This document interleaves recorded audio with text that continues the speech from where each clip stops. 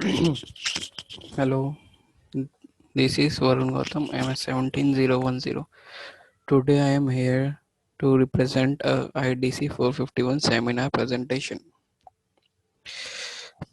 My topic is Gauge is more than mathematical redundancy.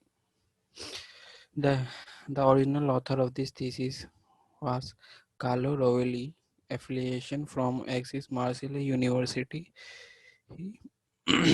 France. The introduction of this presentation is physical systems may couple to other systems through variables that are not gauge invariant. When we split a gauge system into two subsystems, the gauge invariant variable of the two subsystems have less information than the gauge invariant variable of the original system. The missing information regards degree of freedom that express relation between the subsystems. All this shows that gauge invariance is a formalization of the relational nature of physical degree of freedom. The recent development on boundary variables and boundary charges are clarified by these observations.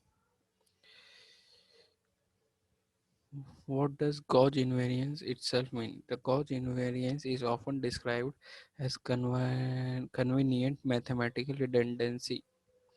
The description is misleading because it hides the reason for which the world appears to be well described by gauge theorists, such as Yang-Mills theory and general relativity. For physical systems that are described as mathematical structure with a gauge freedom, the best way to mathematically define a specific physical configuration is an equivalence class of gauge-dependent function, which differ only in their gauge degree of freedom. For example, in quantum mechanics, a physical system isn't actually described by a single vector in Hilbert space, but rather by an equivalence class of vectors that differ by an overall scalar multiple, or more simply by a line of vector in Hilbert space. If you want to get fancy, the space of physical state is called projective Hilbert space, which is the set of lines in Hilbert space, or more precisely, a version of the Hilbert space in which vectors are identified. They are proportional to each other. I suppose you could also define physical potential energies as sets of potential energy functions that differ only by an additive constant, although in practice that's kind of overkill. These equivalence classes remove the gauge freedom by construction and so are gauge invariant. Second definition we can present is a Lagrangian is sometimes said to be possesses a gauge symmetry if there exists some operation that depends on an arbitrary continuous function on space-time that leaves it invariant, even if the degree of freedom being changed are physically measurable. Third definition we can came up is for a lattice gauge theory defined on a local lattice Hamiltonians. There exists an operator supported on each lattice side that commutes with the Hamiltonian. In some cases, this operator corresponds to a physically measurable quantity. First example, consider a field theory defined by various interacting fields. We can separate one field and consider it in isolation, neglecting its interactions with the other fields. Consider, for instance, QED. The corresponding classical field theory is defined by the action by the given equation number 1, which is written in terms of Dirac field psi, and the Maxwell potential A, where F A and D A are curvature and covariant derivative of A. If we neglect the Dirac field, the electromagnetic field alone is described by the first term of equation 1 alone. The theory is invariant under the gauge. The second equation is shown, and if spacetime is topologically trivial, the electric and the magnetic field capture all the Gauge invariant degrees of freedom, but the way electromagnetism couples to the direct field in equation 1 is via the local interaction term of the Lagrangian density. Here equation 3 was also shown, which depends on the non-Gauge invariant variable A. Therefore, A is in this formalism is not mathematical. Redundancy, it is variable of electromagnetism that can couple local to the Dirac field. For more detail, let's come to second example. Consider a non-abelian Young-Mills theory in a truncation where we split space-time into discrete cells.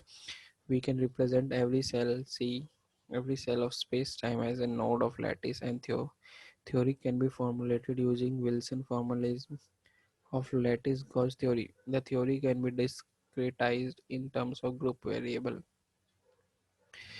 UCC dash associated to every couple of adjacent cells C and C dash. The discrete version of the Yang-Mills gauge in the transformation is given by the equation number 4, where A, C are arbitrary group elements. The gauge invariant variable are in the Wilson loops, which is shown by equation 5. Now let us split a large space-time region sigma formed by many cells into two subgroups, summation 1 and sigma 1 and sigma 2. The variable UCC dash split into three groups. Those where C and C dash belong first put to the first subregion, second put to the second subregion, and third to distinct subregion. Let us call these variables respectively U1, capital U1, capital U2, and capital U12.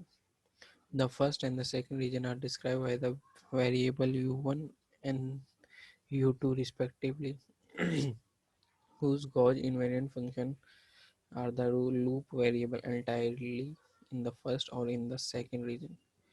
These variables are not sufficient to describe the degree of freedom of the full region sigma because the U12 variables are missing. To couple the two regions, we need those extra variables.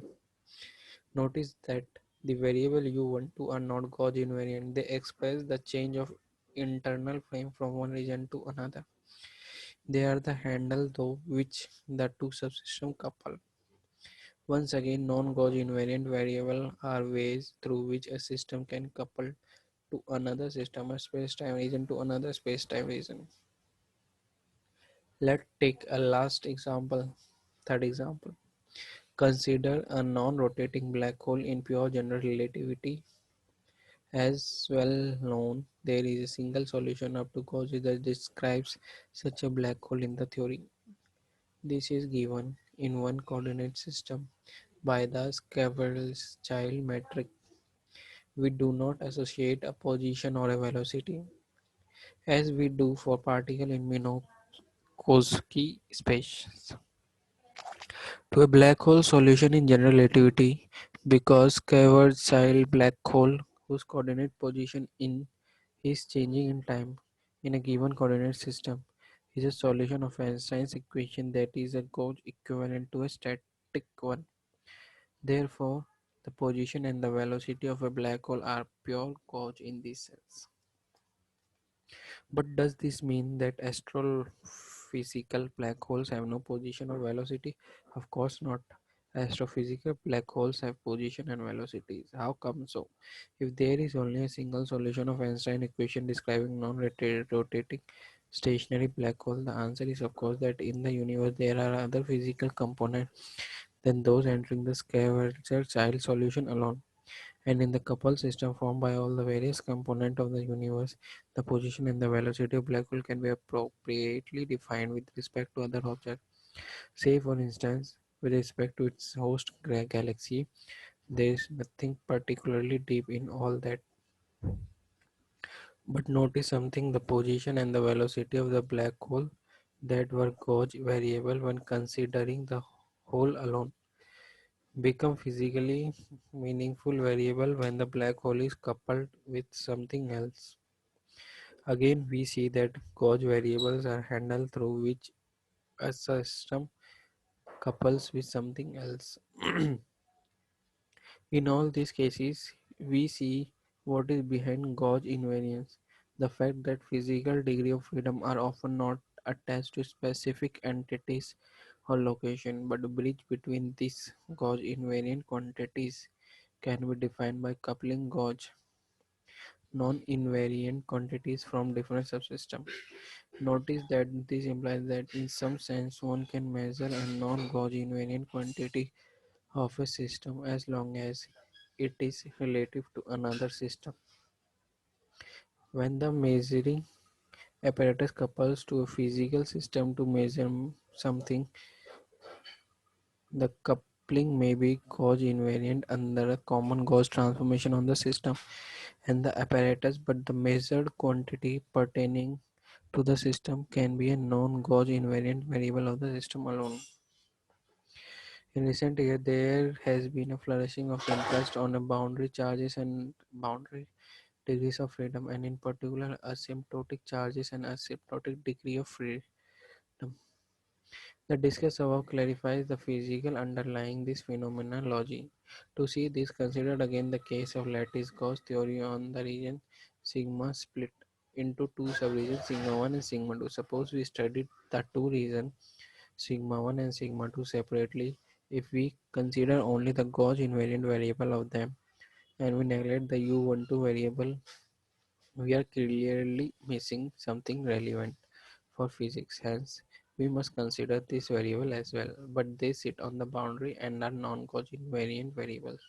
When considering one of the two regions alone, which is boundary, hence if we do not want to miss relevant physics, we must not neglect boundary variables even if they are not gauge invariant. What do they represent? They capture aspects of the way the region can interact with whatever is on its boundary. In particular, any measure on its boundary is an interaction with the region. The measuring apparatus may couple with the region and the boundary. The coupling may be gauge invariant under a common gauge transformation on the system and the apparatus, but the measured quantity pertaining to the boundary region can be a non-gauge invariant variable of the field in that region. The same is true for asymptotic symmetries and asymptotic observation variables. Non-gauge invariant asymptotic variables are physically measurable because in a physical measurement an observer can interact with these variables. One again, the interaction is gauge invariant, but the observed variable is not. In the above example of the black hole can be given a position and a velocity by shifting or boosting the solution at infinity. In summary, in overall summary, considering gauge invariance as a mathematical redundancy obscures its physical significance. Many physical quantities express relation between distinct systems. These are all the references and thank you.